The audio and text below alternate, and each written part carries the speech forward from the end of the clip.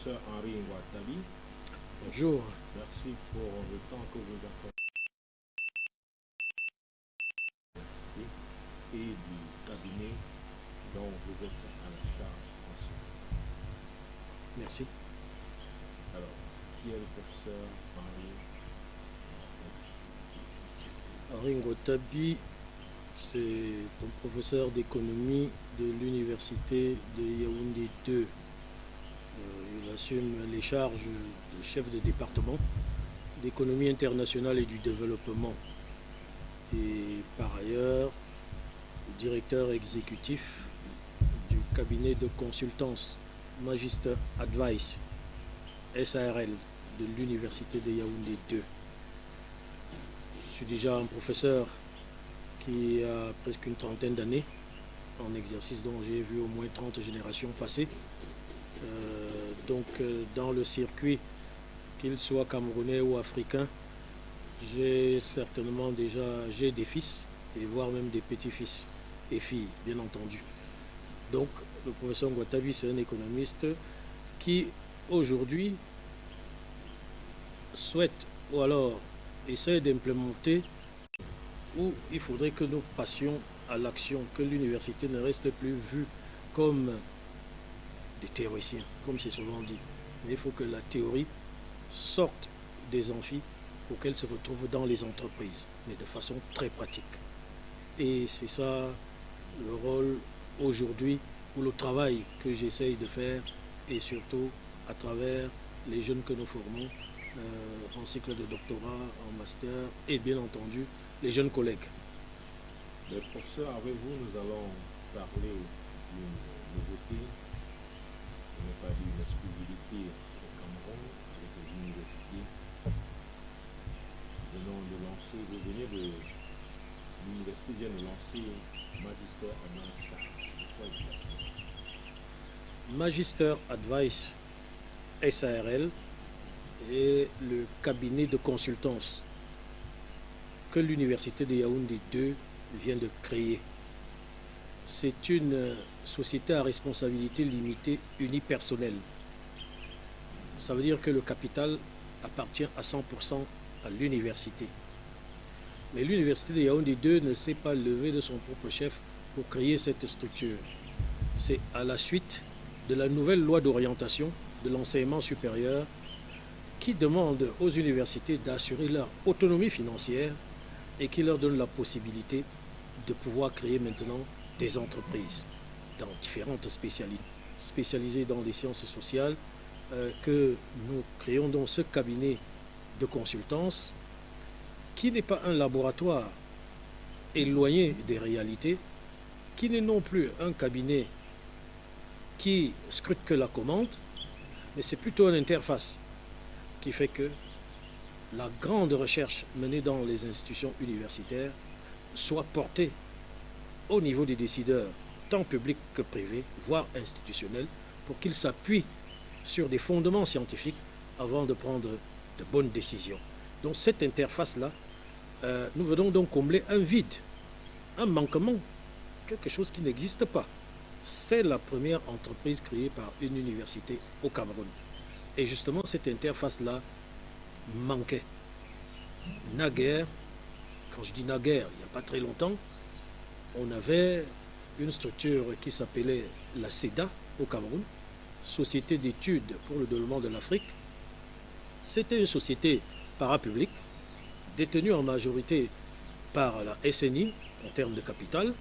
Et dans cette structure, ceux qui travaillaient venaient le matin et pensaient. Ils faisaient de la recherche. Et cette recherche était destinée aux décideurs pour qu'ils puissent s'appuyer sur les résultats de cette recherche pour pouvoir prendre de bonnes décisions. Mais à la suite de ce que nous avons connu dans les années 90, avec la restructuration, les liquidations, cette structure a été liquidée. Et si vous regardez dans notre paysage, vous n'avez donc plus une entreprise de ce type qui peut arriver à mener des études scientifiques avec des méthodes scientifiques très rigoureuses et faire des propositions aux décideurs privés, publics, voire institutionnels, internationaux. Oui, ce ce modèle est-il, en quoi est-il inédit et transformateur pour l'expertise? C'est inédit parce que, comme je vous l'ai déjà dit, nous ne sommes pas là pour scruter la commande. Nous partons des postulats réels et nous appliquons des méthodes scientifiques rigoureuses. Nous arrivons donc à des résultats avec plusieurs pistes de solutions et il faut mettre ces solutions-là, ces résultats-là, à la portée des décideurs. C'est ça qui manque justement, cette interface-là. Donc, nous ne sommes pas un cabinet privé qui va aller tout simplement chercher un marché et puis l'exécuter en attendant de faire du chiffre. Nous nous appuyons donc sur la recherche fondamentale, la recherche appliquée, et nous transformons cette recherche fondamentale et appliquée dans l'opérationnalisation en termes de développement, en termes de montage de projets, en termes d'études, en termes de renforcement de capacités. Et c'est ça qu'on vient de mettre sur pied à l'université de Yaoundé 2. Alors, pour le consommateur lambda, qu'est-ce que concrètement vous comptez consommer? Comment est-ce que vous comptez consommer des savoirs académiques quand même utiles? Nous allons passer des savoirs au savoir-faire. Et c'est là toute l'ingéniosité. Vous savez que les missions de l'université, il y en a trois. Nous avons l'académie, nous avons la recherche. Ça, c'est ce que le commun des mortels, comme vous venez de le dire, connaît beaucoup plus. Mais il y a un troisième volet, c'est-à-dire ce que nous appelons ici au Cameroun l'appui au développement. C'est cet appui au développement que Magister Advice va donc rendre visible. Figurez-vous que pour mener des études, pour pouvoir arriver à mener des projets de développement, pour pouvoir arriver à évaluer des impacts, pour pouvoir arriver à pouvoir renforcer les capacités, on vient nous chercher individuellement pour aller faire ces prestations. Moi, consultant individuel, je peux le faire. Mais aujourd'hui, il est question de mobiliser cette expertise-là à travers une structure. Cette structure, donc, qui est institutionnelle et qui appartient à l'université de Yaoundé 2, va permettre que nous puissions proposer aux décideurs publics, privés ou institutionnels internationaux concentrée au lieu qu'elle soit individuelle et happée par des structures qui viennent les chercher les uns les autres.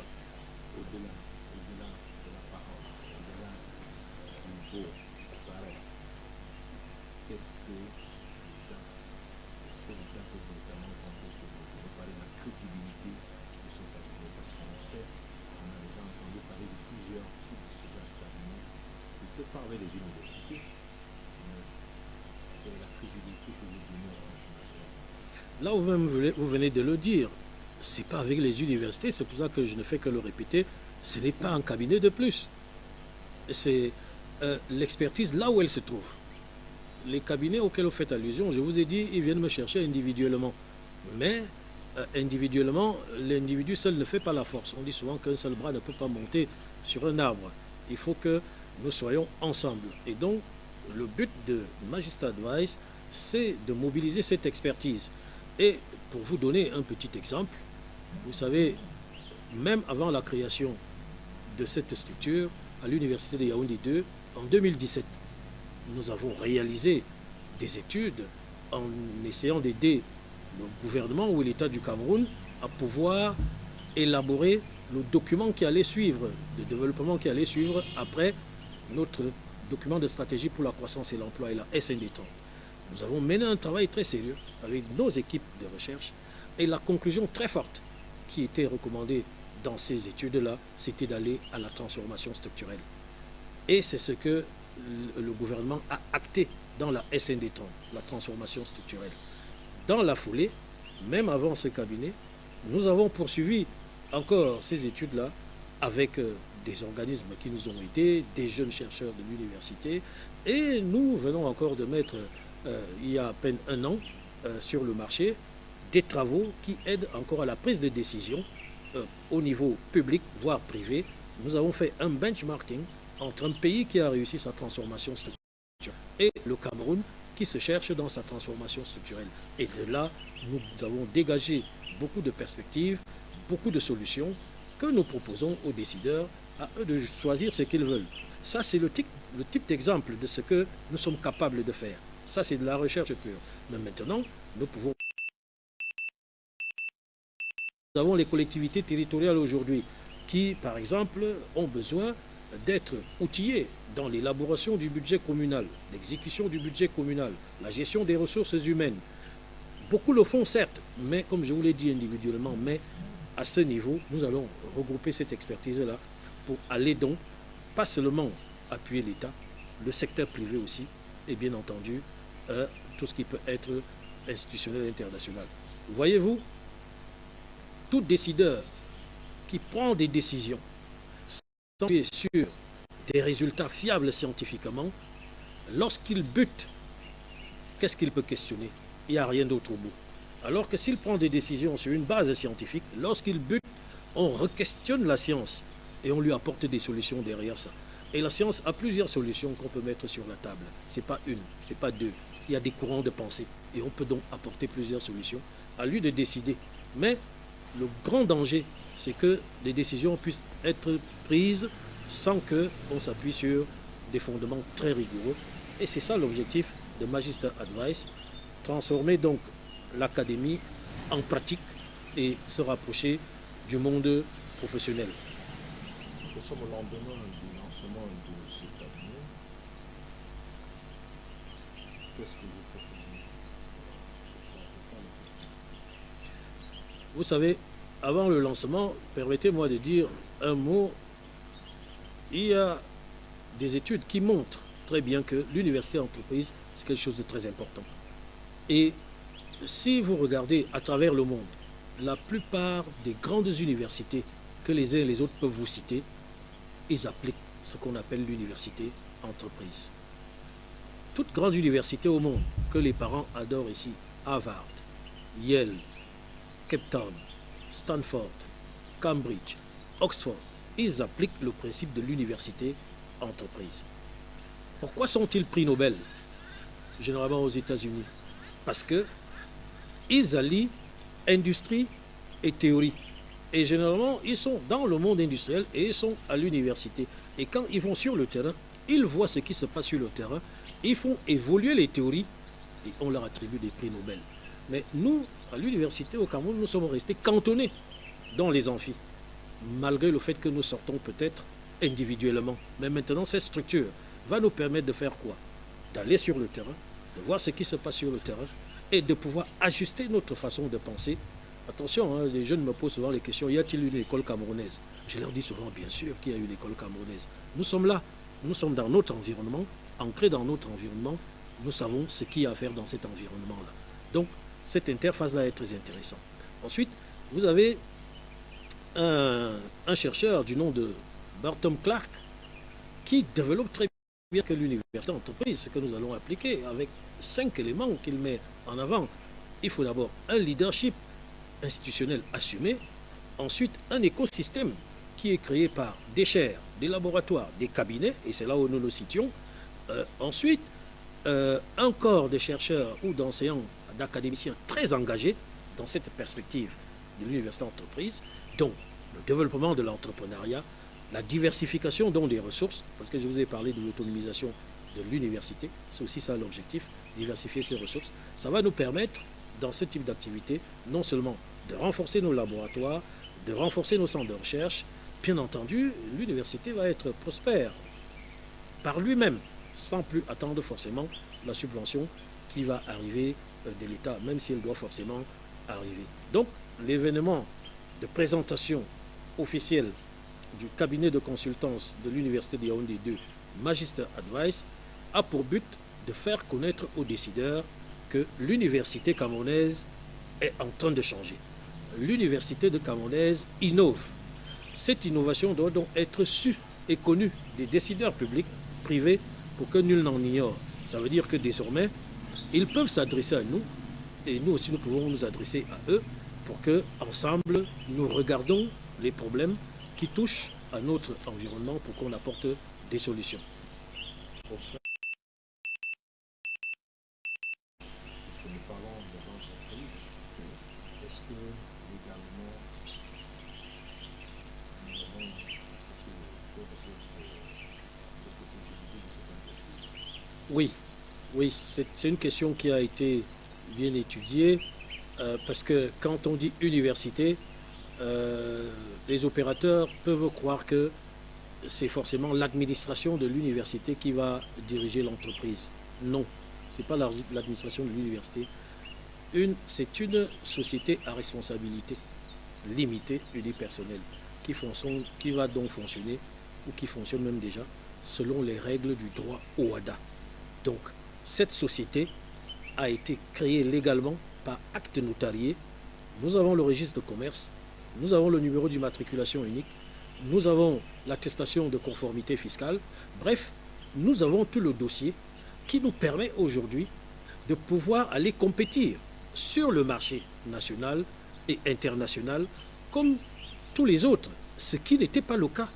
Tant que nous n'avons pas cette structure juridique, l'université camerounaise ne pouvait pas se projeter dans la compétition pour pouvoir aller essayer de faire des études, de la consultance, de l'expertise, du renforcement de capacités à un niveau très élevé. Et aujourd'hui, donc, cette entreprise permet donc à l'université camerounaise de se projeter. Et c'est très important parce que cette projection va permettre non seulement que nous puissions montrer de quoi nous sommes capables et ensuite nous puissions renforcer la professionnalisation même de l'université parce que tous ces jeunes qui vont travailler dans le cadre de ces projets vont acquérir une expérience et au sortir de là, ils pourront plutôt facilement avoir des idées de faire quoi? De créer des entreprises au lieu d'attendre de trouver un emploi. Et vous voyez, donc cette interface est très importante parce que il y a plusieurs aspects, comme je l'ai dit, qui sont développés là à ce niveau professionnel. Expertise au service de l'État, au service du secteur privé, au service du secteur institutionnel international. Professionnalisation, parce que les jeunes gagnent en expérience et donc ils sortent de là avec des idées de création d'entreprise et non plus d'attentisme pour trouver un emploi.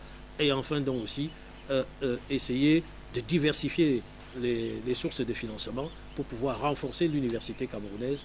C'est ça l'objectif de cette société. Donc, la personnalité juridique est totalement différente de celle de l'université de Yaoundé 2. Ça veut dire qu'elle doit tenir sa propre comptabilité, elle doit signer elle-même ses propres contrats, elle doit tenir son administration. De toutes les façons, elle devra rendre compte aux impôts, au contrôle de la législation de tout type, du travail fiscal et ainsi de suite. Donc, l'administration d'un établissement public administratif ne saurait s'interférer dans la façon de fonctionner, même si elle garde une supervision générale en donnant des directives comment la structure peut fonctionner ou s'adresser. Donc, c'est tout un travail de fond que toute l'université est en train de faire. Le recteur en tête, lui-même, il porte ce projet. C'est son bébé.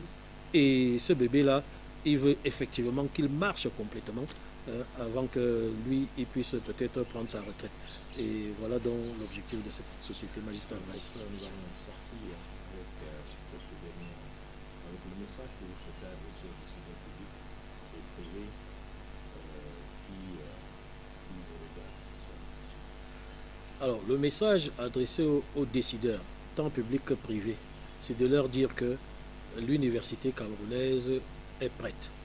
Elle innove à partir de la nouvelle loi d'orientation et elle est donc prête à venir rencontrer ces décideurs pour encore expliquer davantage la structuration de cette entreprise, ses objectifs, ses buts, pour que ensemble nous puissions, main dans la main, maintenant, réfléchir, mettre des stratégies pour que notre développement, le développement du Cameroun puisse décoller, pas seulement du Cameroun, mais de l'Afrique aussi, parce que les décisions auraient été prises sur des bases scientifiques. Donc, nous allons nous approcher de ces décideurs, nous allons leur expliquer et nous souhaitons que cette interface-là soit utilisée à fond parce que avant nous, l'État l'avait déjà fait, mais ces sociétés ont été privatisées. J'allais même oublier, il y avait le Conseil économique, il y a le Conseil économique et social. Mais pour l'instant, il fonctionne. C'était les deux structures aussi. C'est une structure qui pensait. Mais aujourd'hui, nous sommes en train de venir renforcer ou alors prendre la place de l'inexistant. Et je crois qu'à ce niveau-là, les décideurs, ils auraient vraiment, ils vont gagner, ils vont gagner et ils vont gagner parce que la démarche, elle est scientifique. Ce n'est pas une démarche tout simplement, comme disent les anglo-saxons, one shot et puis vous partez. C'est proposer des solutions durables, pérennes et que nous pouvons continuer à améliorer parce que la science nous le permet. Merci professeur Ouattali, directeur exécutif du magistère Alliance. Nous avons compris l'objectivité du lancement de ce cabinet. Restez connectés sur le regard sur le monde télévision.